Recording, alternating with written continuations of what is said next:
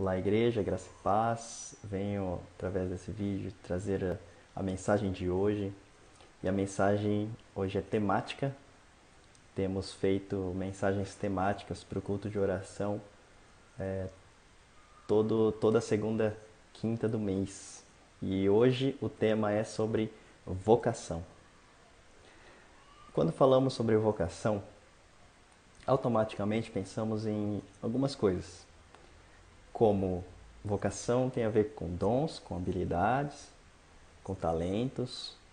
Vocação também tem a ver com um chamado específico, né? O pastoral, missionário, evangelista, enfim, né? Várias outras definições e vários outros pensamentos nos vêm quando falamos sobre esse amplo tema que é a vocação. Mas o que eu gostaria hoje é de trazer uma perspectiva de igreja, uma perspectiva de corpo de Cristo, uma perspectiva do nosso contexto, realmente. E gostaria de começar pensando, e gostaria que vocês pensassem também, em uma orquestra sinfônica. Por quê? Eu gostaria de fazer essa comparação entre igreja e orquestra. Né? Quais são as semelhanças que encontramos entre os dois? Primeiro, a orquestra ela é composta de diversos instrumentistas, diversos músicos, e cada um tem uma função.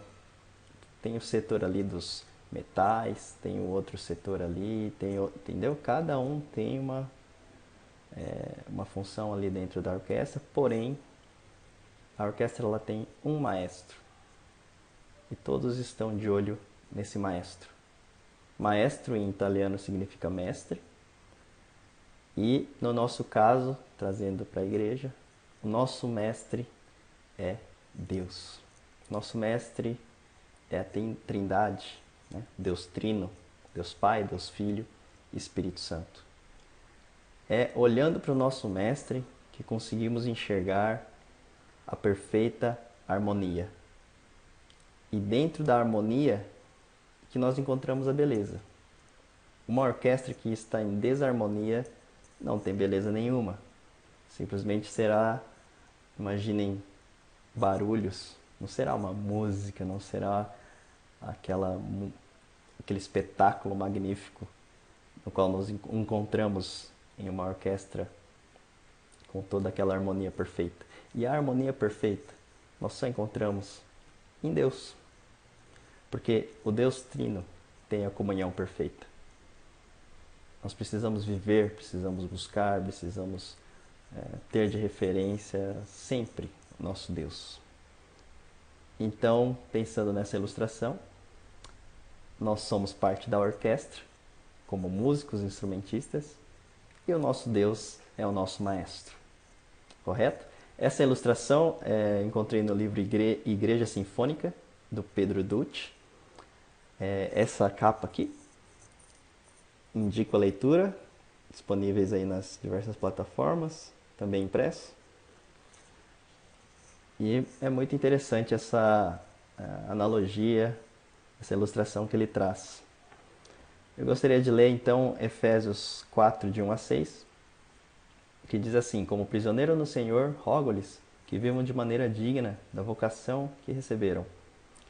Sejam completamente humildes e dóceis, e sejam pacientes, suportando uns aos outros com amor. Façam todo o esforço para conservar a unidade do Espírito pelo vínculo da paz. Há um só corpo e um só Espírito, assim como a esperança para a qual vocês foram chamados é uma só. Há um só Senhor, uma só fé, um só batismo. Um só Deus e Pai de todos, que é sobre todos, por meio de todos e em todos. Então aqui nós encontramos claramente, né, o chamado. Todos nós temos um chamado de Deus e todos nós temos uma vocação dentro do corpo. Quando ele fala aqui de vocação, ele está falando da salvação, está falando que nós todos estamos ligados e nós todos temos que conservar a unidade, né, do Espírito pelo vínculo da paz, nos esforçar para isso e nos dedicar a isso. E aqui traz claramente esse conceito, essa doutrina, né, da Trindade, né, ele fala aqui do Deus Trino, um só Deus e Pai de todos, que é sobre todos, por meio de todos, fala do Espírito Santo e fala da salvação em Cristo Jesus. E dentro disso, eu gostaria de afirmar e dizer que todos nós temos uma vocação, todos nós fomos chamados, né? O nosso chamado para a salvação, ele é para todos os crentes, né? Afinal, né, entregamos a vida para Jesus, nos arrependemos dos nossos pecados e fomos redimidos. E hoje, dentro do reino, o que podemos fazer? Talvez seja essa a pergunta, né? Qual a minha vocação dentro do corpo? E em 1 Coríntios 12, de 4 a 7, diz assim: há diferentes tipos de dons, mas o Espírito é o mesmo. Há diferentes tipos de ministérios, mas o Senhor é o mesmo. Há diferentes formas de atuação, mas é o mesmo Deus quem efetua tudo em todos. A cada um, porém, é dada a manifestação do Espírito, visando ao bem comum. Ou seja, essa manifestação do Espírito, quando o Espírito Santo passa a habitar em nós, né, na nossa conversão, na nossa entrega, no nosso arrependimento, o Espírito Santo ele passa a habitar em nós e é através do Espírito Santo que nós temos a capacitação de Deus. É através do Espírito que nós fomos capacitados e o poder que nós temos é através dele. Ele em nós nos capacita. E tudo isso é para visar o bem comum.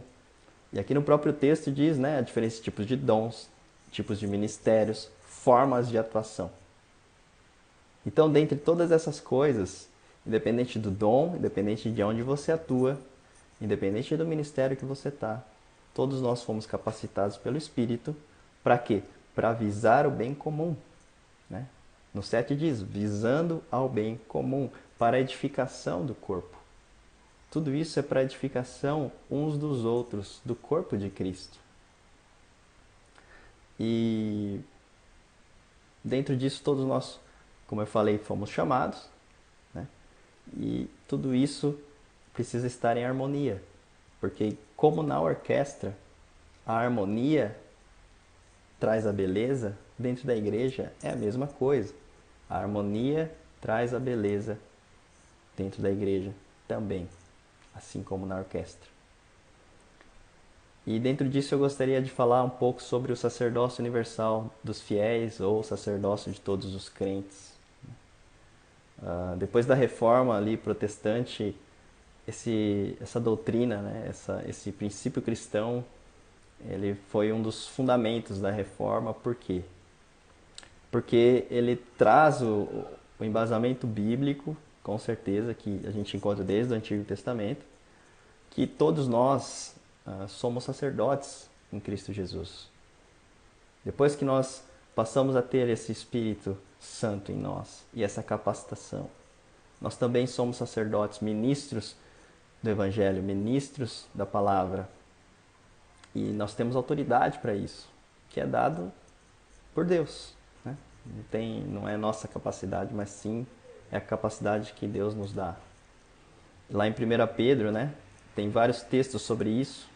Um deles é: todos os crentes partilham desse sacerdócio. Isso se expressa principalmente nas áreas da adoração, serviço e testemunho.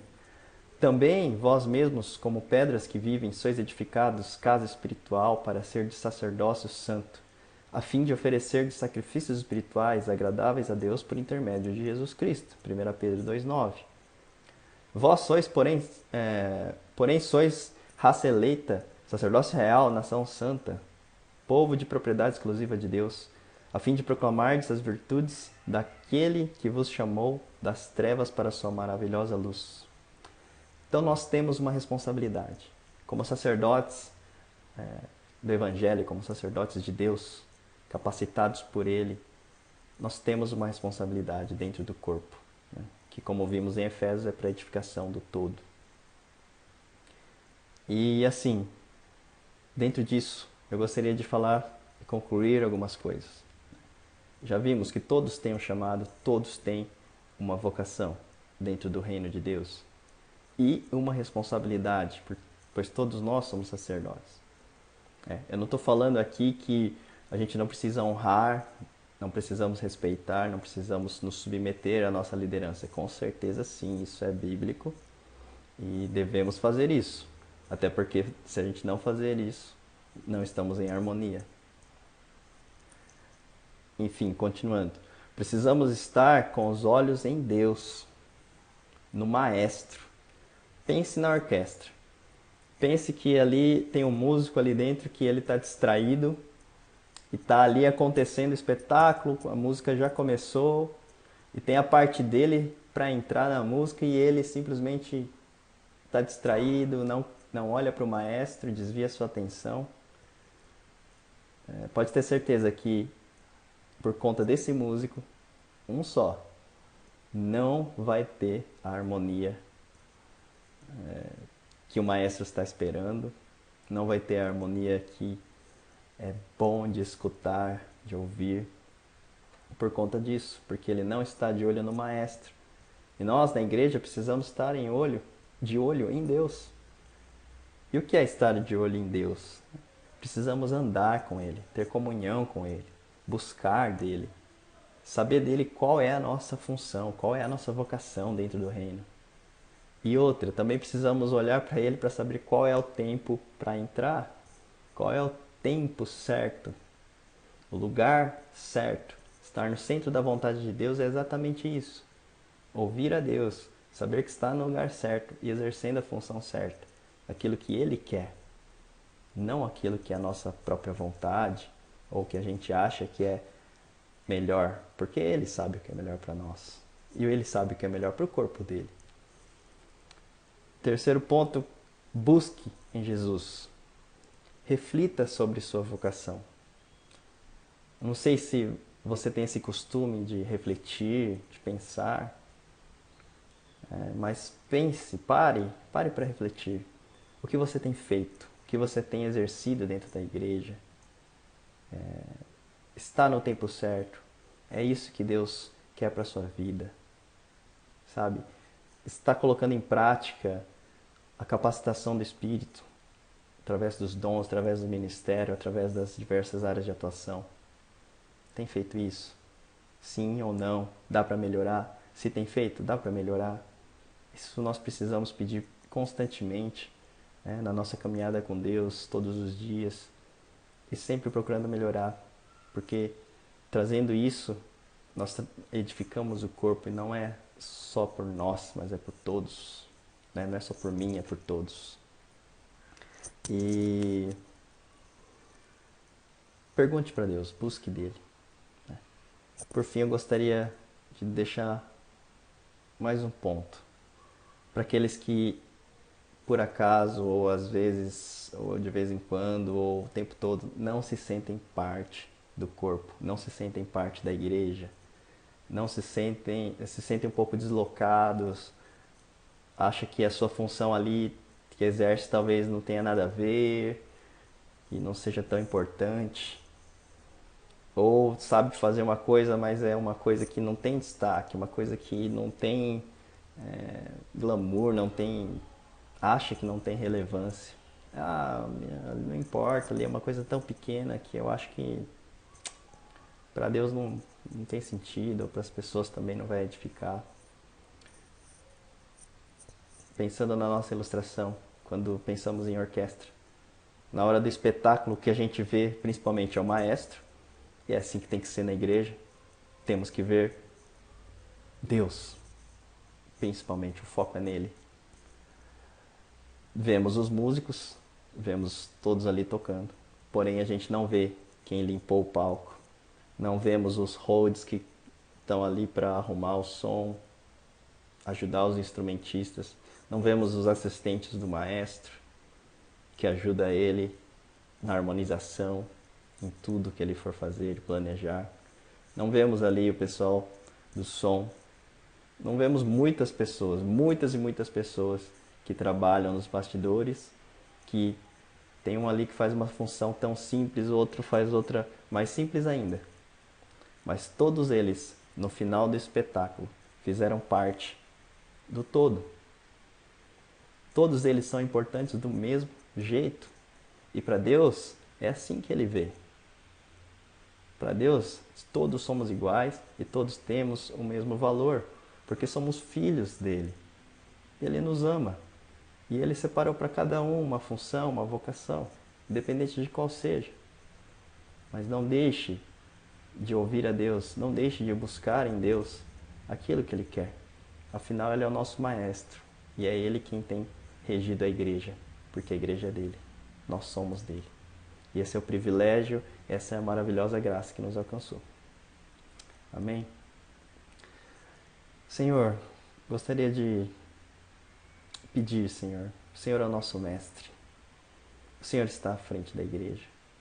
Mas eu gostaria, Deus, de pedir que individualmente o Senhor possa trabalhar para que possamos somar no todo, para que possamos fazer melhor, para que possamos descobrir, Senhor, em Ti qual é a nossa função, a nossa vocação, aquilo que o Senhor tem separado para nós, aquilo que o Senhor preparou, independente se ela é uma função que parece ser melhor do que as outras ou pior, grande ou pequena, não importa, porque para o Senhor vê o coração, o Senhor vê o fundo e o profundo do nosso coração. Então, Deus, nos ajude, Deus, a estar no centro da Tua vontade, a exercer aquela vocação que edifica o corpo, que traz, Senhor, crescimento para todos, que leva, Senhor, as pessoas ao redor a olhar para o Senhor. Em nome de Jesus, Deus, e que a harmonia e a beleza seja dada por Ti, não pelas nossas próprias forças. E nós Te agradecemos e Te louvamos, porque fazemos parte da Sua obra, dessa igreja, do Teu corpo. Isso é maravilhoso. Te agradecemos, Deus. Te louvamos. Em nome de Jesus. Amém.